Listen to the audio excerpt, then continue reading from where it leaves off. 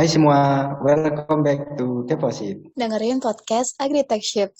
Nah, kali ini nih kita bakalan bahas tentang KKN.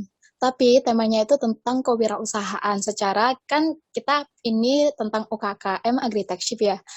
Menurut kamu tema yang kita ambil ini menarik nggak sih, Ziz? Kalau menurut aku sih Kak ya, menarik banget sih. Soalnya kan zaman sekarang nih ya, podcast itu udah nggak bahas KKN kayak gini. Apalagi kan unit KKN-nya itu back to village. Jadi harus bener pinter gitu Kak buat nyari topik. Nah, bener banget tuh. Jadi daripada kita kepanjangan ngobrol, mending kita undang aja nih narasumbernya biar kita bisa sharing bareng sama orangnya, oke? Bener banget, setuju sih. Mungkin aku langsung sapa aja ya. Hai Kak Deva, gimana nih kabarnya? Halo semuanya, Alhamdulillah baik. Gimana Aziz sama Niken kabarnya? Aku baik, Mbak. Alhamdulillah. Aku juga sih Mbak, baik Alhamdulillah. Alhamdulillah. Lancar Mungkin kuliahnya? Sejauh ini lancar. Masih belum ada hambatan yang benar-benar wow gitu, Mbak.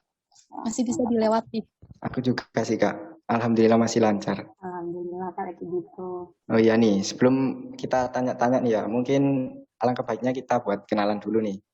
Mungkin kenalin, aku Ahmad Rizal Aziz, dan ini partnerku. Kenalin, Mbak, aku Niken Susanti, tapi biasanya dipanggil Kensus. Tadi kan Mbak Deva juga udah nyapa juga. Aku dari kelas THP angkatan 19. Ya, kita udah kenalan nih ya. Mungkin sekarang Mbak Deva bisa kenalin diri dulu deh, biar lebih akrab gitu. Oke, sebelumnya kenalin ya, nama aku Deva Melania. Nah, kalian bisa panggil aku Deva, aku dari THP angkatan 2018, asalku dari Lumajang. Salam kenal, Mbak Deva. Salam kenal Kak. Ya, salam kenal semuanya. Oh iya nih, mau nanya-nanya nih dikit ya. Dengar-dengar kan Kak Deva nih kemarin ikut KKN topik kebersihan ya.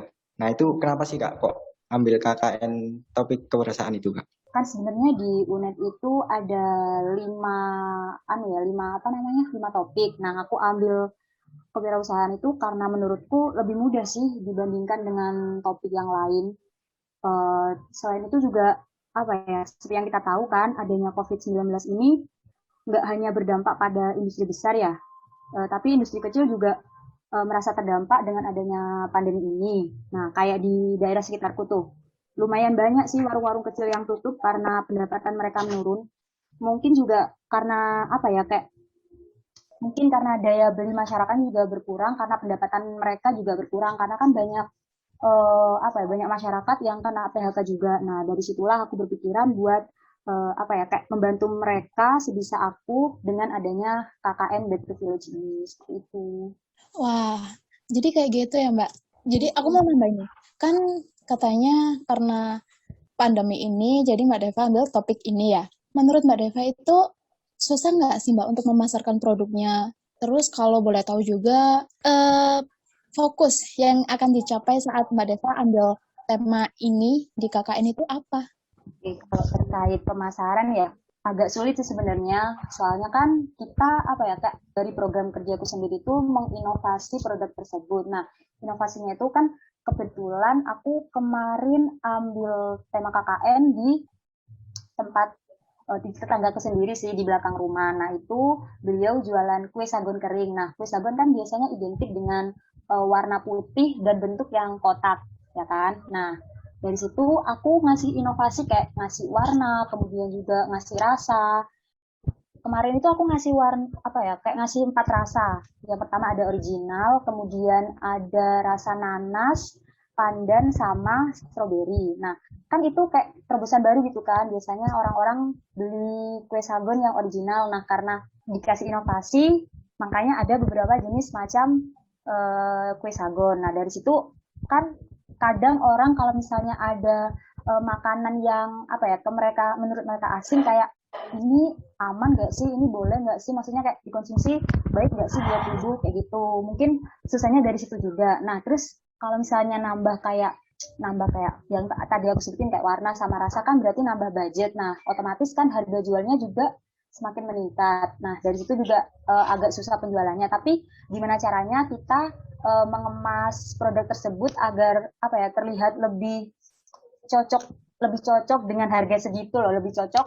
Terus juga mungkin ini aku kemarin itu strategi penjualanku ngejual secara online dan offline karena sebelumnya emang orangnya tuh jualan secara offline aja ditaruh di etalase rumahnya ya jadi yang beli ya cuma orang yang ngelihat produknya itu sedangkan kalau misalnya dijual secara online kan lingkupnya juga lebih luas kayak gitu. Terus tadi pertanyaan yang kedua apa ya? Itu Mbak, target waktu Mbak Deva ambil KKN tentang topik ini, topik kewirausahaan. Sebenarnya kalau target sendiri sih ini sih lebih ke program kerjanya harus terlaksana semua kayak gitu aja sih. Tapi kalau aku sendiri menargetkan produk yang aku jual itu harus kejual semua gitu loh. Gimana caranya produk itu harus kejual gitu. Ya alhamdulillahnya kemarin itu yang pertama bikin 2 kilo habis semua, terus bikin lagi di minggu terakhir tuh bikin 2 kilo lagi juga habis. Wah, lumayan menantang juga ya ambil KKN topik kewirausahaan ini. Mungkin mau nanya sedikit nih Kak ya. Itu kan Kakak kan udah ngalamin nih KKN ambil topik kewirausahaan. Nah, itu suka dukanya itu apa sih Kak saat KKN itu? Untuk sukanya dulu nih ya. Iya Kalau Kak. sukanya sih kayak kita bisa ngebantu masyarakat sekitar ya khususnya yang ada di daerah kita sendiri. Terus juga kita bisa lebih dekat sama tetangga kayak yang dulunya kita mungkin kalau kita orangnya yang introvert kan jarang jarang keluar terus juga nggak pernah ngumpul sama tetangga-tetangga. Nah dengan adanya KKN Back to Village ini kita bisa lebih deket aja. Terus selain itu kita juga nggak perlu ngeluarin biaya lebih buat kayak ngontrak terus buat makannya juga gak bingung mau makan apa hari ini gitu kan karena kalau misalnya KKN ditempatkan di suatu desa kita harus nyari kontrakan buat nginep di sana kayak gitu jadi meminimalisir dana lah itu sih sukanya kalau dukanya ya itu karena kita kan KKN sendirian jadi kayak mikir apa-apa itu sendiri kayak mikir proker juga sendiri apa-apa sendiri kayak perizinan itu juga sendiri kayak gitu mungkin itu aja sih kalau menurutku. Dukanya agak berat ya Mbak ya, soalnya sendiri. Oke. Iya sendiri terus itu juga ada lagi satu kan biasanya KKN itu identik sama cinlok ya gak sih kalian tahu Iya, nggak iya, iya. ya Iya, iya, kan iya. nah Kayak itu sering banget dengar ceritanya nah kayak gitu. bener banget nah itu jadi gak bisa gak bisa ngerasain kayak vibes-nya gimana sih kayak kenalan sama beda fakultas juga kayak gitu. Kayak gitu jadi.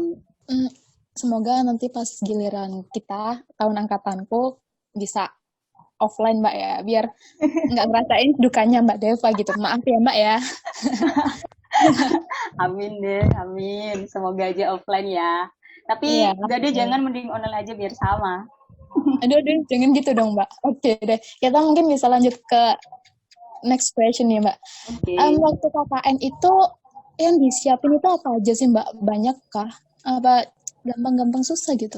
Kalau yang dipersiapin nggak banyak sih, ya terutama itu niat karena kan kita ngejalanin KKN itu sendirian, kayak nggak ada teman kadang kayak kita tuh pasti rasa malas tuh kayak meningkat gitu loh, apalagi kan kalau udah semester tua tuh ada aja kendalanya itu harus niat dulu, habis itu apa ya mungkin ini sih kayak perizinan kayak perizinan ke desa kemudian surat keterangan sehat terus juga surat izin surat izin orang tua sama ini dipersiapkan juga program kerja yang akan dilaksanakan itu nanti apa aja gitu. Lumayan banyak juga ya dukanya ya Kak ya. Enggak sih itu cuma perintilan dikit-dikit. Iya iya iya. Mungkin aku mau nanya nih Kak dari jawaban Kakak tadi ya. Kan itu kan Kakak bilang tadi itu KKN itu Kak sendiri gitu Kak. Terus nggak ada semangat. Nah, itu cara Kakak buat ngatasin itu semua itu gimana sih Kak? Kalau boleh tahu.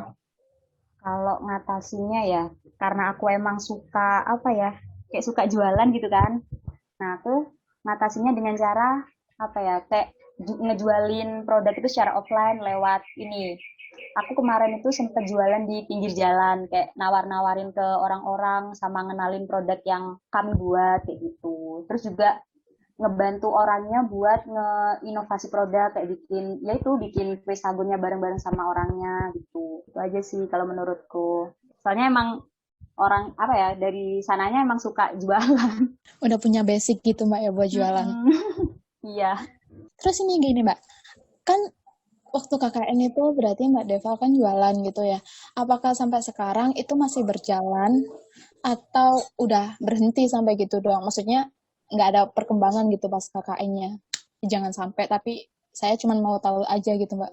Ya, alhamdulillah sih kalau berdasarkan cerita dari orangnya masih jualan. Nah, kebetulan kan dulu emang jualannya offline yang kayak aku bilang tadi. Nah, sekarang kan udah jualan offline sama online juga. Nah, online-nya itu juga ikut jalan. Beliau juga sekarang udah bisa mulai apa ya, kok ngoperasiin Facebook sama Instagram. Nah, dari situ beliau juga dapat orderan-orderan.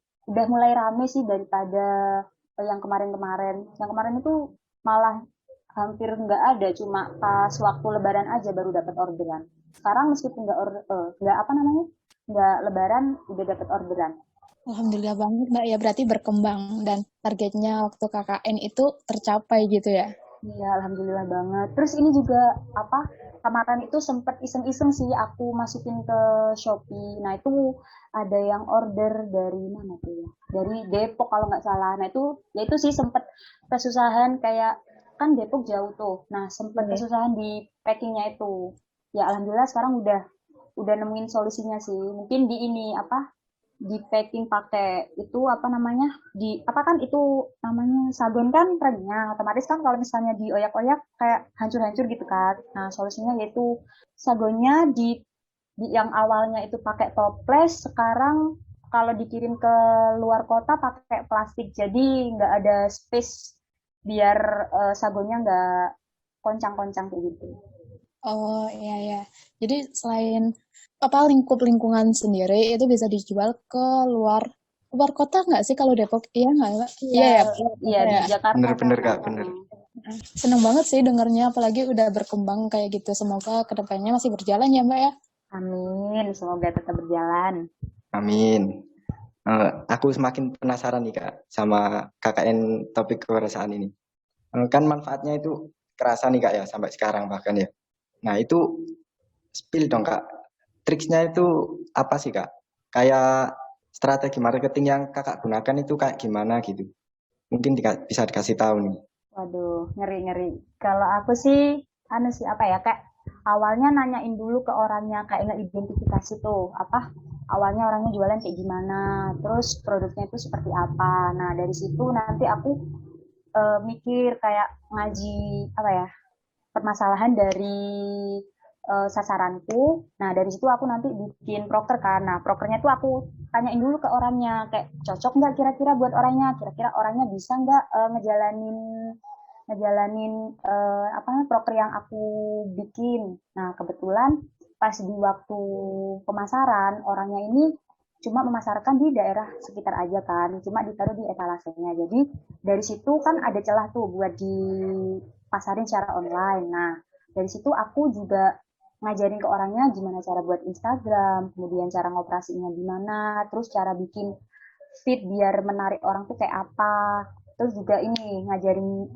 gimana caranya nge-upload foto-foto produk di Facebook tuh kayak gimana. Nah, terus selain itu kenapa aku pakai Instagram sama Facebook? Karena di Instagram itu kan apa ya, kayak nggak, kalau di Instagram tuh banyak orang, nggak cuma orang tua aja. Nah, kebanyakan kan yang main Instagram tuh anak-anak muda tuh. Nah, dari situ kayak kita tuh ada celah buat nawarin produk kita ke apa ya, ke anak-anak muda. Jadi nggak cuma orang tua aja yang bisa menikmati produk sabun ini. Nah, selain itu kenapa aku pakai Facebook ya? Karena itu di zaman sekarang kan orang-orang tua kebanyakan daripada main Instagram, mereka lebih menyukai main Facebook. Nah, makanya dari kedua aplikasi tersebut kita memanfaatin sesuai sama apa ya, kayak Pasar. mensegmentasi menyesuaikan sama pasarnya. Kalau Facebook untuk orang tua, nah kalau di Instagram untuk anak-anak muda seperti itu. Sangat-sangat inspiratif ya. Kenapa Iya banget Kak. bahasanya satu banget nih? Enggak deh. Tapi beneran kayak ternyata sebermanfaat itu gitu ya KKN ini. Iya benar banget. Kita kan jadi bisa apa ya, ngebantu orang-orang lain gitu. Ya meskipun nggak nggak adanya event KKN, kita ya juga harus ngebantu orang sih. Tapi kan dengan adanya KKN ini apa ya kayak ngebantu banget gitu loh. Kan Lebih terarah gitu Mbak ya, karena ada ya tujuan. lebih terarah, punya tujuan juga. Kayak mungkin karena ini program dari kampus ya, jadi nggak ah kayak apa ya kayak biar nggak males juga gitu loh. Nggak boleh mudi-mudian, harus Iya, stay gitu. banget, bener-bener banget. Oke, terima kasih ya Mbak ya. Untuk tadi saran-sarannya itu, tadi barusan udah aku catat, semoga tahun depan waktu aku KKN bisa terjalankan gitu ya. Siapa tahu saya ambil dengan topik yang sama kayak Mbak Deva. Terakhir nih Mbak, pesan atau saran buat adik tingkat, terutama adik tingkatnya Mbak Deva ya, kayak yang angkatan 2018 atau aku buat tahun depan nih. Waktu ambil KKN itu biar tetap fokus sama tujuannya itu kayak gimana? Bisa kasih kita wejangan gitu Mbak. Aduh, ngeri sih kalau harus disuruh ngasih wejangan nih. Aku yang Ini semester muda diem aja deh. Agak berat ya. Buat belajar sih. Ya ini banyak menimba ilmu ini di sini Kak. alhamdulillah kalau bisa diambil sih. Mungkin ini sih kalau menurutku ya kalau ngejalinin apa-apa tuh harus usahain niat dulu ya. Meskipun kakaknya mandiri, kayak back to village di desa masing-masing, itu nggak apa-apa. Jangan ngerasa kayak, nggak asik, nggak bisa ketemu sama apa ya kayak fakultas-fakultas lain nih, nggak bisa nambah teman banyak atau sebagainya ya.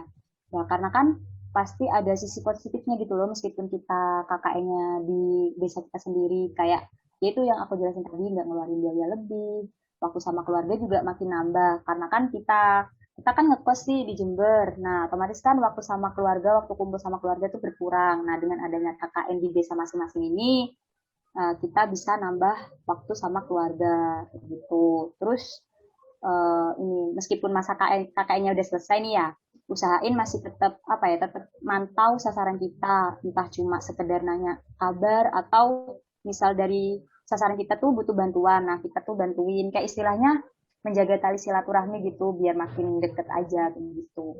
Itu sih saran dari aku. Aduh, sarannya ini benar-benar bikin pencerahan nih Pak buat aku Kak. Nggak tahu nih buat Kak Kensi sendiri gimana nih? Habis ngobrol sama Kak Deva ini. Kalau dari aku sendiri sih kayak cukup menarik ya buat ambil KKN di topik ini gitu. Soalnya kan dari awal kita juga udah di-spill-in sama Mbak Deva kayak suka dukanya, terus prosesnya kayak gimana, triknya biar bisa mencapai targetnya kayak gimana. Jadi kalau aku, insya Allah kalau nggak khilaf, kayaknya bakalan ikut jejaknya Mbak Deva buat KKN ambil di topik ini gitu. Amin. Semoga Mbak Kensis bisa tetap pada omongannya ya teman-teman ya. Semoga ya, semoga. Kalau nggak khilaf loh ya. Iya. Semoga semua yang udah disampaikan sama Mbak Deva bisa membuat pencerahan nih buat Mbak Kensus. Mungkin dari Mbak Kensus mau menyampaikan sesuatu? Kalau dari aku mau secara pribadi juga mau ngucapin makasih banget ke Mbak Deva karena udah mau kasih ilmunya ke kita.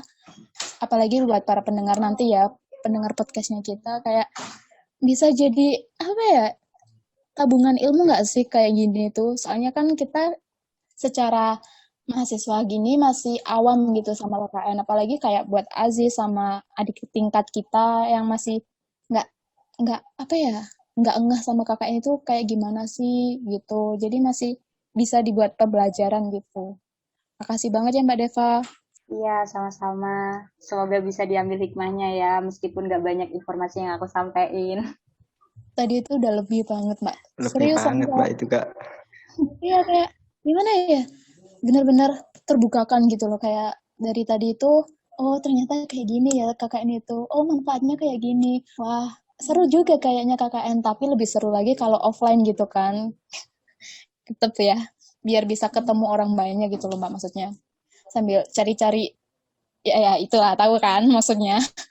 Cari-cari celah dikit lah ya. Iya sambil menyelam minum Wah, air gitu maksudnya.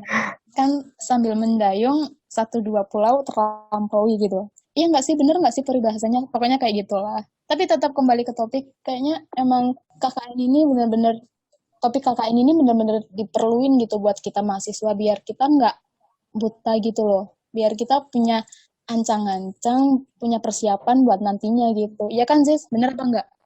Ya bener banget. Semoga ya tetap istiqomah sama omongannya nanti belum melewati semester-semester selanjutnya gitu. Iya kan Mbak Deva? Amin. Amin. Masih masa muda semua lo kalian. Ya biar dijadiin tabungan gitu. Oke Mbak, terima kasih banget. Maaf juga kalau tadi kalau kita waktu sharing ngobrol-ngobrol gitu ada salah kata apa salah bahasa gitu yang sekiranya kayak ngena ke Mbak Deva sama orang-orang yang dengerin. Cukup sampai di sini aja Mbak ya. Nanti kalau aku kepo, aku bisa CP kan ke Mbak Deva. Iya, boleh banget kok. Oke, aku juga mau nyampein terima kasih nih buat Kak Deva. Kayak Kak Kensu tadi kan udah nyampein terima kasih, kan nggak enak gitu kalau Kak Kensu saja yang makasih. Aku juga mau ngomong makasih dan semoga ya apa yang kita obrolin dari awal sampai saat ini tuh bisa bermanfaat semuanya. Mungkin cukup itu aja ya Kak ya dari kita ya. Iya Sampai Mbak. ketemu di podcast selanjutnya. Oke, see you di episode selanjutnya ya. Bye-bye.